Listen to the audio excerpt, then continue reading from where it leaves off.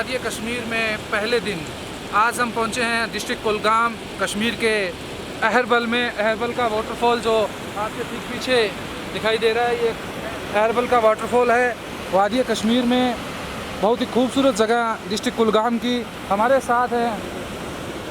साथ इस वीडियो में हैं Ghaffar sir, Abdul Ghaffar JD sir, और साथ में वीडियो शूट कर रहे हैं।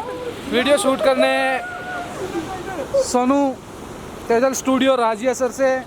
और इस वाटरफॉल का एक छोटा सा नज़ारा मैं आपको दिखाता हूँ। पूरा शूट करो उधर से लेकर लास्ट तक। वाटरफॉल